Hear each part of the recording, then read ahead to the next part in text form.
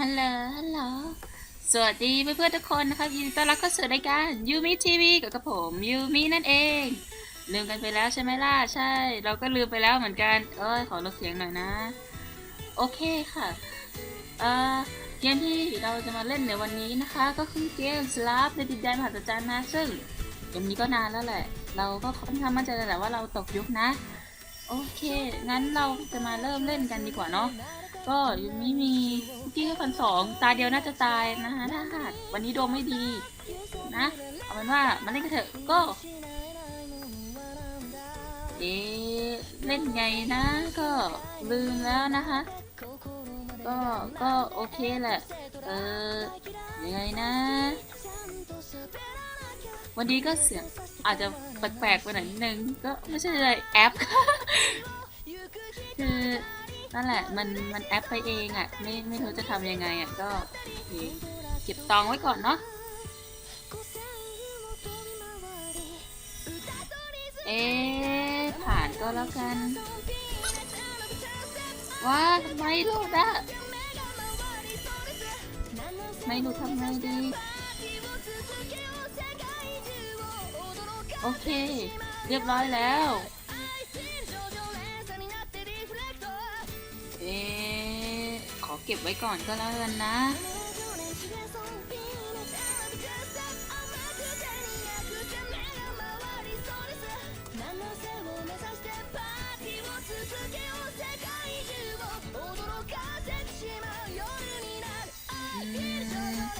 ลง5 6โอ้ทำไมเขาถึงลงสองล่ะมันแบบว่ามันสูงเกินไปนะ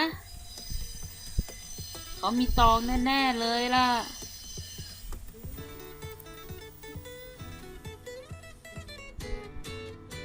อ๋อวนไกลจังเลยนะ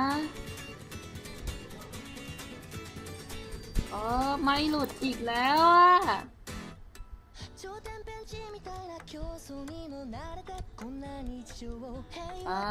ขอลง5บ้างนะ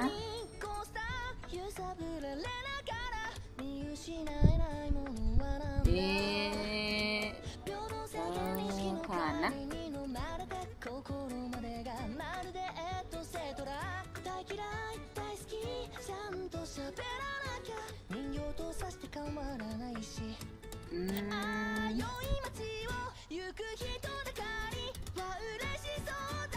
แย่จังเลยอ่ะอย่างนี้ก็สู้ไม่ได้นะสิโอ้มันจะจบแค่ในตาเดียวเลยไหมนะในคลิปนี้ขอแบบว่าขอเปลี่ยนเสียงปกติได้ไหมพอดีเริ่มหัวร้อนถึงที่สุด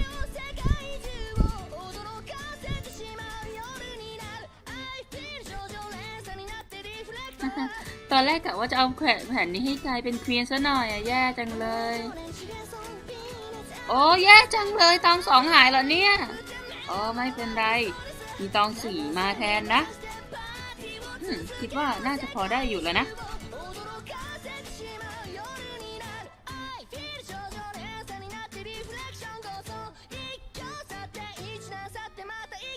เจนี่ก็ไม่รู้ว่าทุกคนจะได้ยินหรือเปล่านะ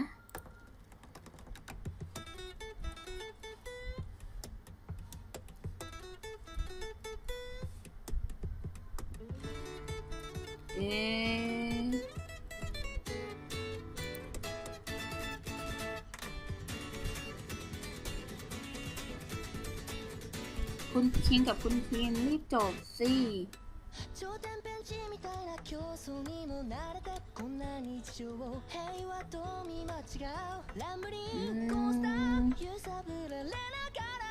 หรือว่าเขาจะไม่อยู่นะอยู่แล้วเนี่ยสงสัยคิดนานไปเกินไปหน่อยนะเนี่ยแล้วทำไมอยู่ดีๆถึงลงสูงเลยล่ะเนี่ย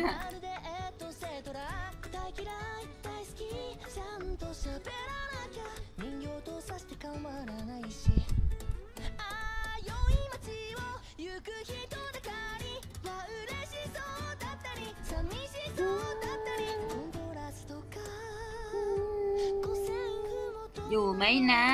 ฮัลโหลลงคู่ A ไปเลยแล้วกัน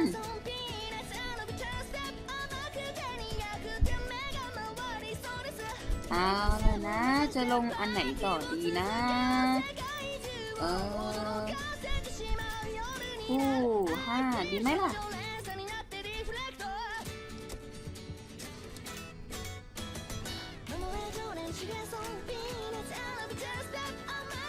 เขาบอกว่าเดี๋ยวเจอมันดูน่ากลัวนะเนี่ยมันดูน่ากลัวมากเลยล่ะว่านะเขาลงซองแน่เลยจะทำไงดีล่ะผมรู้สึกแย่นะเนี่ยเขาลงจบมาสูงมากเลยล่ะผมกลัวเขามีตองสูงจังเลยผมจะทำไงดีเอาเถอะนะสุดยอดไปเลย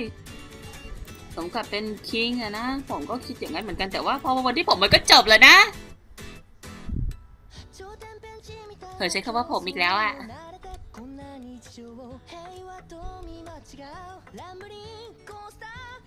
สู้ทั้งสองคนสู้ทั้งสองคนสู้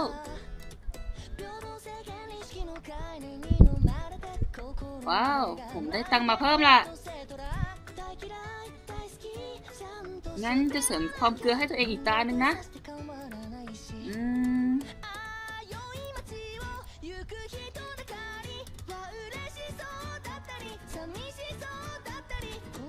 ดูกันว่าตานี้ผมจะแพ้หรือเปล่านะมีตอง4แล้วก็ตองควีนสูงสุดก็คือตองควีนนั่นเอง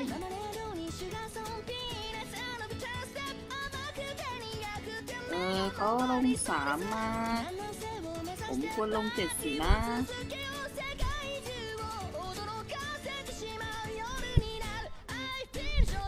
มีแต่คู่แย่ชะมัดเลยทำไงดีเนี่ย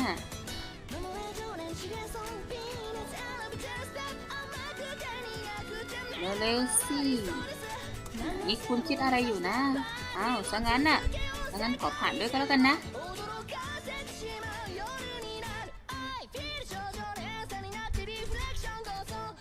มาเลยคุณดี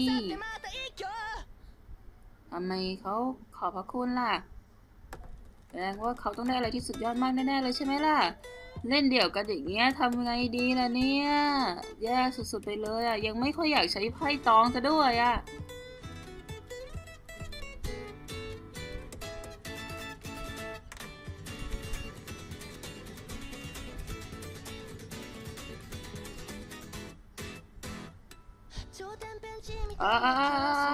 แชทคอมมูวาขอโทษนะครับ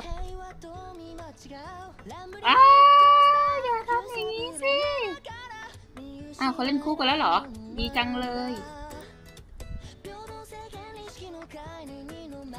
แต่เราลงไพ่สูงไว้นี่หว่าตายแล้วผ่าน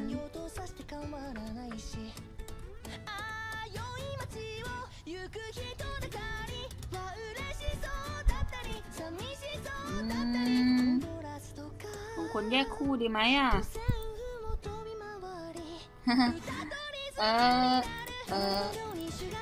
่าหาว่าเล่นโง่ๆเลยนะ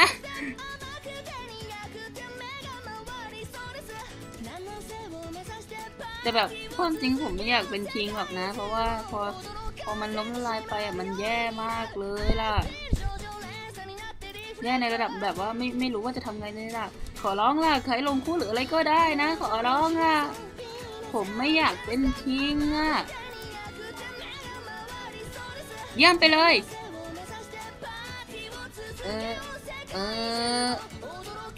นั่นแหละนายทำดีมาก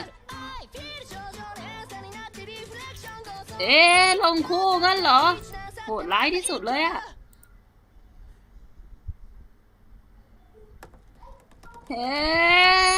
แต่ทำไมคู่สูงหมดเลยล่ะเนี่ย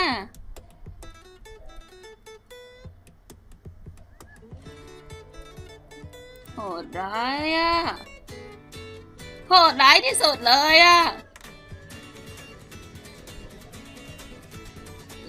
ไพ่ค่อนข้างเน่าพอสมควรเลยนะเนี่ยไม่รู้จะเล่นยังไงเลยล่ะ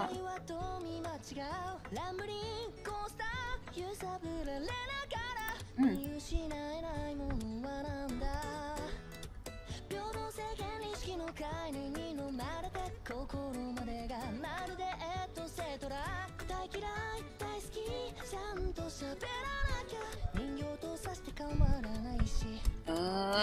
สูงจังเลยอ่ะมันแย่มากเลยนะเนี่ย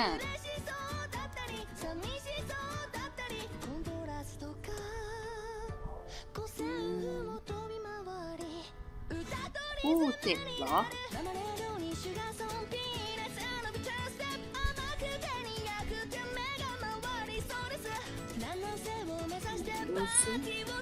ดูสิว่าตอนนี้เราจะกลายเป็นสลาฟอีกขั้นไปหรือเปล่านะ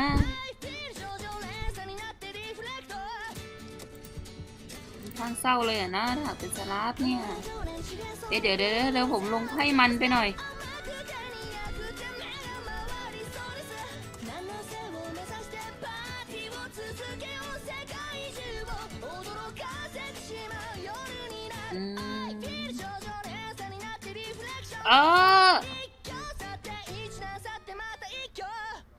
สมกับเป็นคิงเลยคิงน่าจะกักไพ่ไว้เยอะนะเนี่ย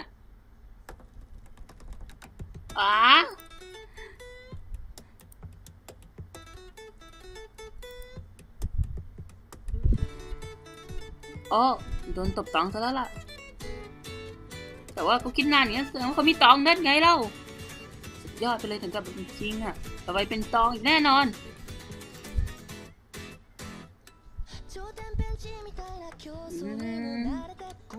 รู้สึกเล่นยากนะเนี่ย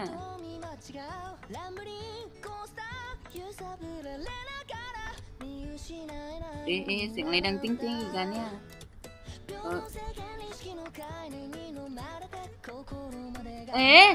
เอาตองมาจากไหนกันเยอะแยะล่ะเนี่ยถ้างั้นน่ะเฮ้ย